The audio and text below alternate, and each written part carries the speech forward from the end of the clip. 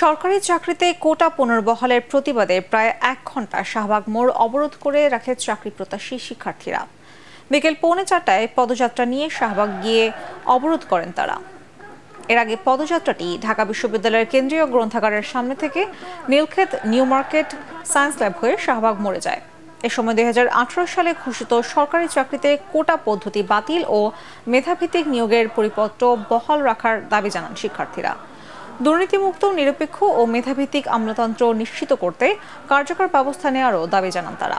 4 দফা দাবির প্রেক্ষিতে বুধবার দুপুর 2:30টায় সারা দেশের পাবলিক বিশ্ববিদ্যালয়গুলোতে আবারও কোটা বিরোধী আন্দোলনে নামবেন বলে জানান শিক্ষার্থীরা।